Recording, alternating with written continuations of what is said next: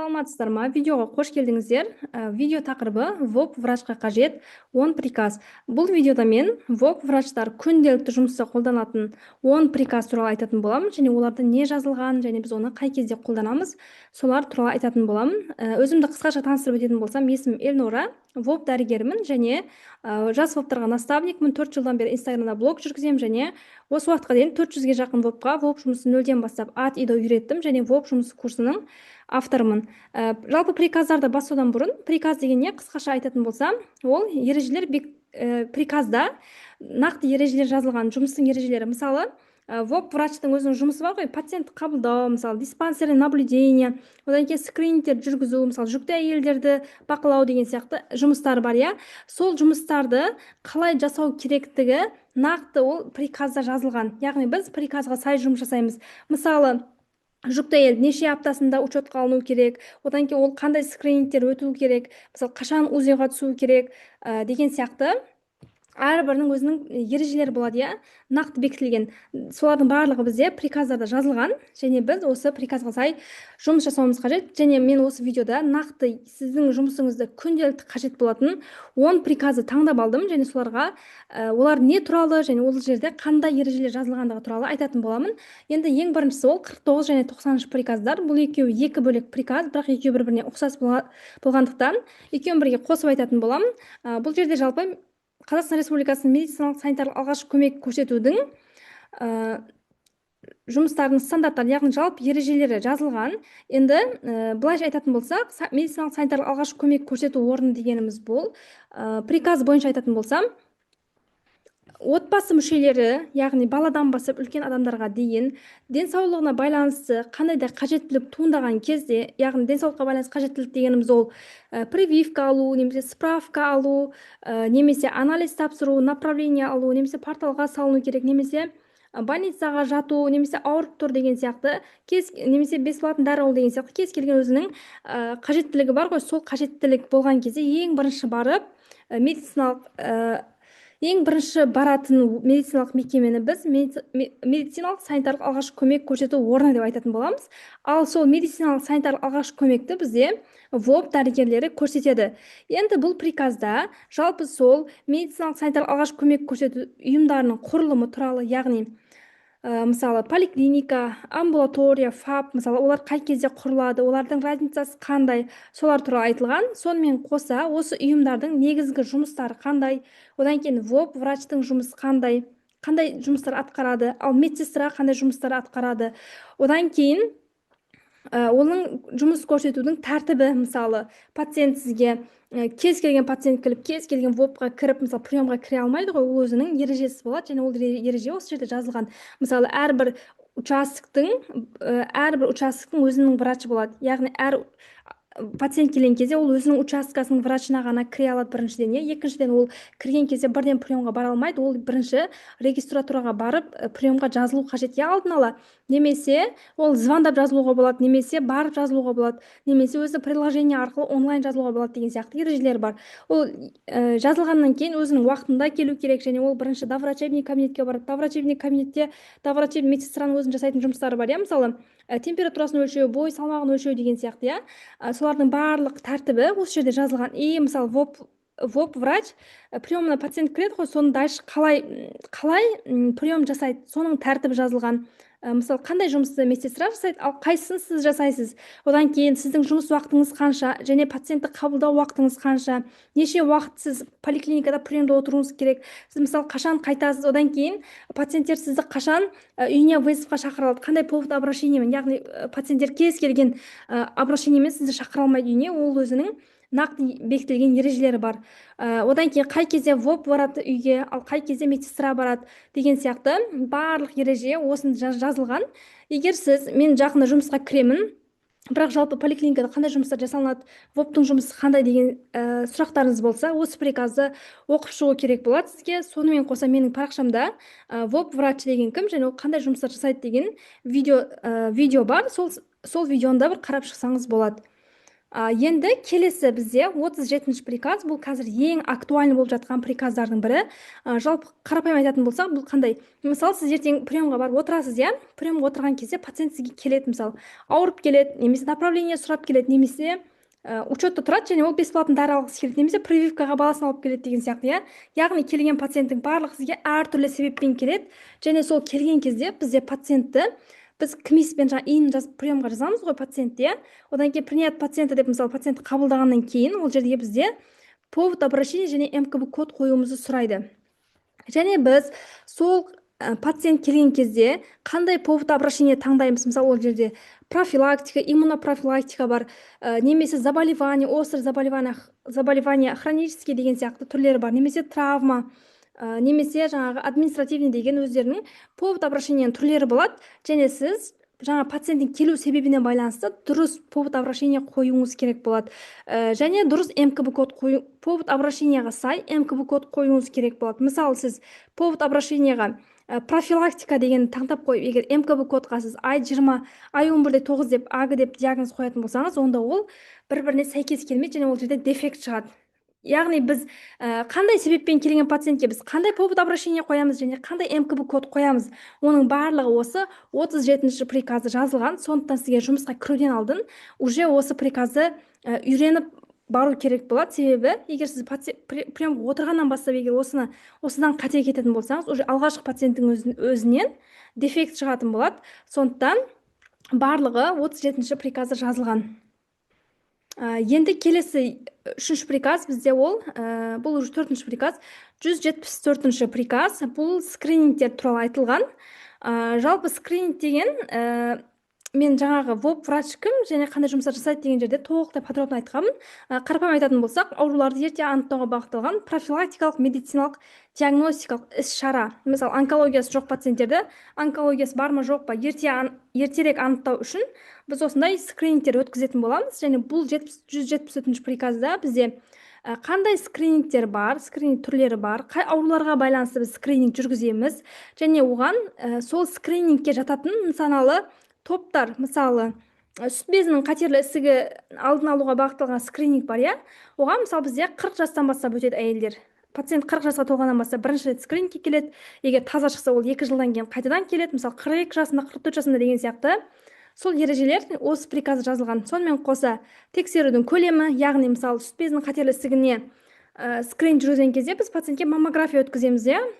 Сол мысалы қай скринингте, қай заболеванияға байланысты қандай зерттеу әдісі жүргізіледі, қандай анализ тапсырады. Одан кейін скринингтің кезеңділігі неше жыл сайын бір рет қайталанады. Одан кейін оның өткізу тәртібі, егер ол жерде анықталатын болса, дальше не істейміз, біздің алгоритм қандай. Мысалы, жаңа маммографияда егер пациентте образование анықталатын болса, дальше мен оны не істеймін, соның ережесінің барлығы 174-ші приказда жазылған. Енді келесі бізде 92-ші приказ. 92-ші приказ бұл жалпы атауы акушерлік гинекологиялық көмекті ұйымдастыру. Енді не үшін мен бұны ВОП-тарға қажет деп жазып қойдым? Себебі бұл жерде бізде перинатальды скринингтер, сіздің ең бірінші пациент, әйел адам жүкті болған кезде, ол гинекологқа емес, өзінің ВОП учаскасына келеді, иә? Одан кейін дальше ол ВОП врач пациентті жүктілікті пациентті сұрастыру арқылы солай анықтап, одан кейін ғана уже гинекологқа жіберіп, одан кейін учетқа аламыз. Учетқа алғаннан кейін оның өзінің скринингтерден өтеді, иә? Мысалы, одан кейін бізде скринингтер, мысалы, 3 рет УЗИ өтеді деген сияқты, иә? Генетикалық ауруларды алдын алуға бағытталған скрининг түрі бар. Солардың барлығын өткізіп, одан кейін мысалы ВОП врачқа келеді ғой, терапевтке, немесе учаскалық терапевт, немесе ВОПқа келген кезде біз оған қандай анализдерге жібереміз, мысалы ВИЧ деген сияқты, иә? Солардың барлығы осы приказда жазылған. Одан кейін әйелдерді прегравидарлы алдын ала подготовка, яғни алдын ала даярлау. Бұл дегеніміз алдын ала жүктілікке пациенттер дайындалады ғой, мысалы жүктілік жоспарлап жүрген әйелдерді арнайы дайындықтан өткіземіз, яғни қажетті анализдерін тапсырамыз. Ертең, чтобы пациент мысалы жүкті болған кезде онда ешқандай осложнение болмау үшін және бала дені сау болып туылу үшін біз осындай арнайы дайындықтан өткіземіз. Және бұл дайындықтан қалай өткіземіз, қашан өткіземіз және өткізген кезде қана анализдер тапсырады, соның барлығы осы 92-ші приказда жазылған. Сонымен қоса бізде фертильді жастағы әйелдерді жүргізу тоже 92-ші приказда жазылған. Ол жерде фертильді возрасты, яғни репродуктивті жастағы әйелдерді біз жылына бір рет жаңа приемға ВОПқа келеді, және ол жерде өзінің арнайы зерттеу әдістері бар, анализдер бар, соларға жібереміз. комиссиян солардың барлық 92-де жазылған. Сонымен қоса, стационарлық жағдайда және амбулаторлық жағдайда акушерлік гинекологиялық көмек көрсету толықтай осы 92-ші приказда жазылған.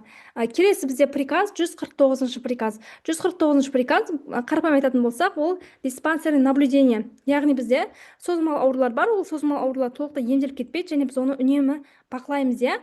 Және бұл приказда сол созылмалы аурулары бар науқастарды диспансерлік бақылаудың тәртібі, жалпы қандай диагноздармен пациенттерді учетқа аламыз, олар учетқа алынған екен қанша уақытта бір бақылап отырамыз, мысалы жылына неше рет келеді, немесе неше айда бір рет келуі керек. Мысалы әрбірі диагнозына байланысты да, кейбір диагноздар бар 3 айда бір рет келеді, кейбіреулері бар 6 айда бір, кейбіреулері 1 жылда бір рет қана келеді деген сияқты ауруына байланысты, және әр ауруға байланысты біз тексерген кезде қандай анализдерге жібереміз. Мысалы ХСМ болса УЗИға жіберіледі деген, УЗИ эхокардиографияға жіберіледі, кардиологқа жіберіледі деген сияқты қай диагнозда қандай зерттеу әдісі өткізу керектігі осы 149-ші приказда жазылған. Одан кейін келесі приказ бізде ол 75-ші приказ. Бұл жаңағы основном осы учетта тұратын пациенттерге біз бесплатно дәрімен қамтамасыз етеміз. Яғни олар үнемі дәрі ішіп отыру керек, және сол дәрілерді қандай диагнозбен қандай дәрілер беруге болады, солардың барлық 78-ші приказда жазылған. Бұл приказдарды толық жаттап алу мүмкін емес, бірақ сіз жұмысыңызда күнделікті қолданасыз. Мысалы сізге пациент келеді артериальный гипертензиямен, иә, ол сізден аторвастатин деген дәрі сұрайды. Менің жаңағы көршім де жүрекпен учетта тұрады екен, мен де жүрекпен учетта тұрам, маған да аторвастатин бесплатно беріңіз деп сұрайды да. Енді бұл жерде мысалы ол кісінің көршісі ИБС пен ишемический болезнь мен тұратын болуы мүмкін да, ал бұл кісі АГ-мен тұрады учетта. И сіз 78-ші приказды ашып қарайсыз, и қарайсыз аторвастатин, яғни статин препараттары бұл диагнозбен беріле ма жоқ па. Бізде ол приказға сай аторвастатин берілмейді, мысалы, иә. Ал ИБС болса, онда беріледі деген сияқты. Сіз соны приказда бар ма жоқ па тексере аласыз да, пациент дәрі сұраған кезде. Одан кейін сол бойынша жүргізесіз. Пациентке бересіз ба жоқ па. Одан кейін бізде 18 жасқа дейінгі балаларға да бесплатно дәрілер беріледі. Мысалы көбісі ойлайды 78-ші приказда тек қана хронический заболеваниясы барларға ғана, учетта тұратындарға ғана деп. Мысалы обычный жаңағы ОРВИ, одан кейін пневмония мен бронхитпен келген балалар бар ғой, сол балаларға да біз антибиотиктерді, одан кейін жаңағы ибуфен деген препараттарды осы приказға сай бесплатно шығарып бере аламыз. Нақты қандай диагнозбен қандай дәрілер беріледі, осы приказда жазылған. Одан кейін келесі бізде 198-ші приказ. 198-ші приказ бұл еңбекке уақытша жарамсыздық, яғни больничный туралы жазылған. Бұл приказда жалпы еңбекке уақытша жарамсыздық берудің тәртібі және больничный лист қашан кімге беріледі, ал справка қашан беріледі, қандай жағдайларда біз аша аламыз, қай кезде показания болады, қай кезде біз больничный ашсақ, ол нарушение есептелінеді. Одан кейін құжат беретін дәрігерлермен комиссия құрамы, мысалы қай кезде ВОП-тың өзі бере алады, қай кезде заведующийдің согласиесі керек, ал қай кезде уже ВКК-ның согласиесі керек. Одан кейін еңбекке жарамсыздықтың өзінің мерзімі болады, иә, неше күнге дейін соза аламыз. Ең бірінші қанша күнге ашамыз, одан кейін максимум қанша күнге дейін соза аламыз, қай кезде жауап тастауымыз керек болады нарушение деп, оның ұзартудың ережелері деген сияқты барлығы 198-ші приказда жазылған. Одан кейін келесі бізде 150-ші приказ, бұл прививкалар туралы, вакцинация туралы айтылған. Жалпы бұл жерде вакцинация ұйымдастыруға қойылатын санитарлық талаптар, одан кейін пациентті біз қай кезде қарсы көрсетілім болады, одан кейін пациенттің согласиясын алу, пациентті алдын ала, мысалы баласын прививка алып келген болса, қандай сұрақтар қоюымыз керек деген сияқты барлығы осында жазылған. Сонымен қоса бізде халықаралық андай неде жазылған, иә, график бар, иә, қай кезде қандай прививка салыну керек, соларды білуіміз қажет. Одан кейін келесі 278-ші приказ, бұл енді СКПН жайлы. Жалпы СКПН қарапайым айтатын болсақ, дәрігер қаншалықты жұмыс жасағанына байланысты соншалықты дополнительно берілетін сумма. Бұның мақсаты ВОП-тар өзінің жұмысын уақытылы жасауы. Мысалы, ол жерде әртүрлі индикаторлар бар да, мысалы ана өлімі, бала өлімі, немесе хронический жаңағы диспансерный наблюдение пациенттерді, одан кейін патронажмен шыққан балаларды ерте барып қарау, немесе жүкті әйелдерді ертерек уақытылы учетқа алу, немесе жүкті болудан алдын оларды арнайы дайындықтан өткізу деген сияқты индикаторлар бар. Яғни бұл жұмыстың сапасын жақсартуға бағытталған мақсатта осылай дәрігердің жұмысын уақытылы орындаса, оған дополнительный ақша төленеді, и ол әрбірінің баллы және қандай индикаторларға қараймыз, қай индикаторды дұрыс орындасақ, онда бізге максимальный балл шығады. Жалпы қалай жоғары ескпен ала аламыз, осы 278 приказда жазылған. Одан кейін бізде 278 приказ соңғы приказ екен, 10-шы приказ. Жалпы сіздерге егер осы видео қызық болатын болса, тағы қандай приказдар қажет білгілеріңіз келсе, екінші бөлімді күтемін деп комментарияға жаза кетіңіздер.